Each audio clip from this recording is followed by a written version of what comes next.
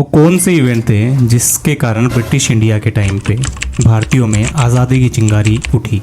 तो क्या चीज़ें थी? देखो क्या था, मतलब ब्रिटिशर्स 200 सालों से यहाँ पे राज कर रहे थे और उनको इस चीज़ का कोई भनक नहीं थी कि ये इंडियंस कभी मतलब हमसे आज़ादी मांगेंगे या नहीं मांगेंगे। वो तो यहाँ पूरी प्रॉपर प्लानिंग करके आए थे, तभी आप इंफ्रास्ट्रक्चर से लेके हर चीज़ उन्होंने टॉप नॉच क्लास बनाई थी इस चीज़ को देखने के लिए कि बस ये कभी नहीं मांगने वाले और कभी हम यहाँ से हिलने वाले नहीं हैं।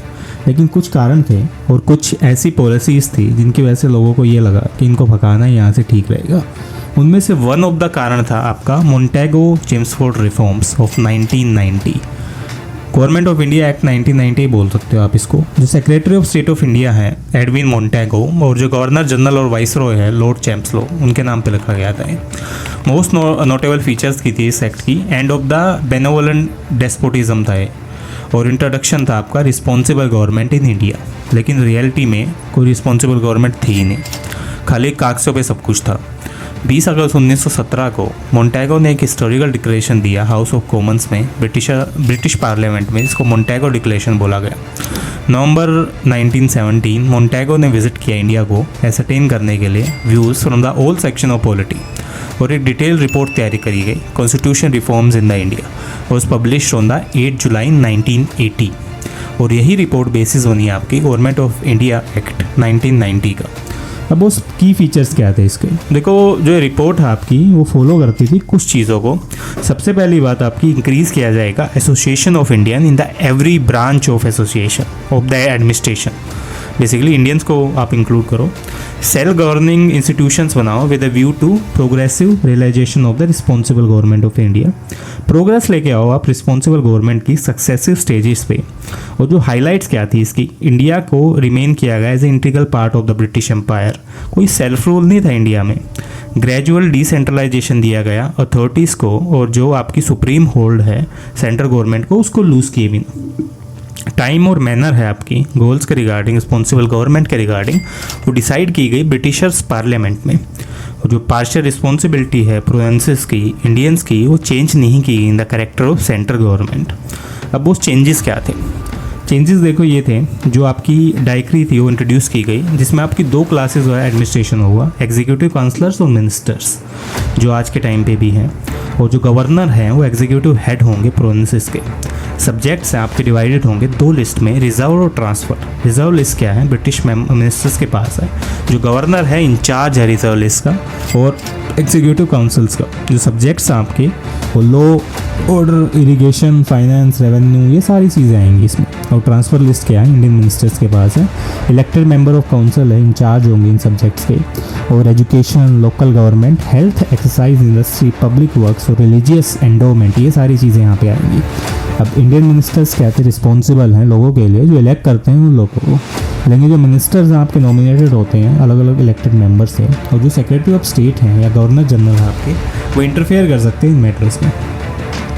और जो साइज़ है आपके प्रोविंशियल लेजिस्लेटिव असेंबलीज का वो इंक्रीज़ होगा। About the 70% of members were elected. Communal और क्लास इलेक्टोरेट्स यहाँ पे चीज़ें डाली जाएंगी। डायरेक्ट इलेक्शन से मेंबर्स के वो होंगे और जो वुमेन्स है वो भी वोट कर सकती हैं।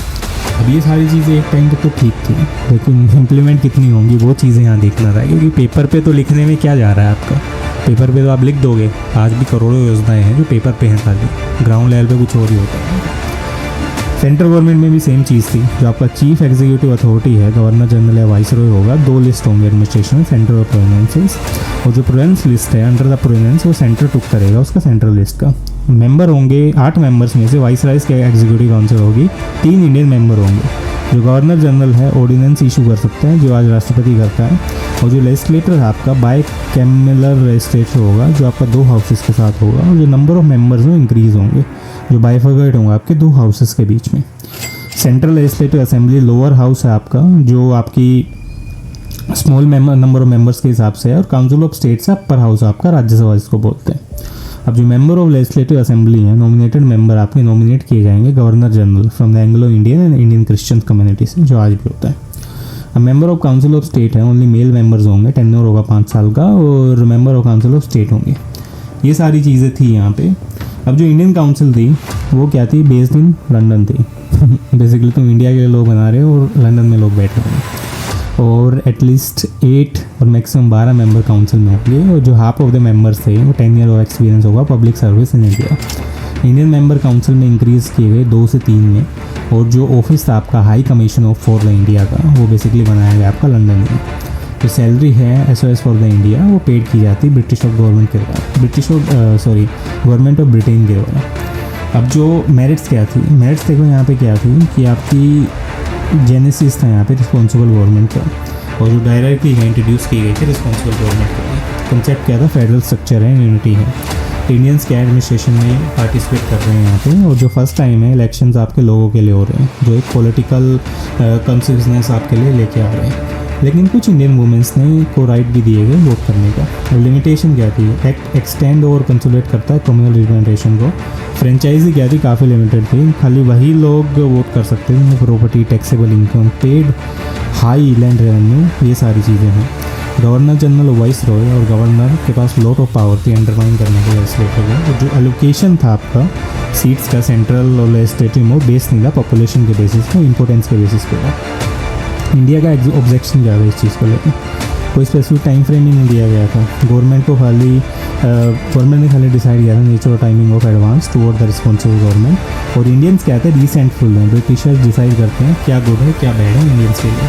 तो यही चीज़ थी, यही चीज़ लोगों को खटकती थी कि भाई हमारे लॉज हैं, हमारे लिए चीज़ें बनाई जा रही हैं और हमारी राय नहीं ली जा रही, तो ये क्या है, मतलब जिन लोगों को एक्सपीरियंस नहीं है वो हमारे लिए चीज़ें बना रहे हैं। तो इसी से चिंगारी थमकी और आगे जाके एक बड़ी स्टोरी बनी, जिसके कारण हम आज़ाद हैं। तो चलिए देखते हैं इस चीज़ को क्या था ये। मिलते हैं नेक्स्ट वीडियो में। चैनल सब्सक्राइब कर लो पूरे कंटेंट के लिए।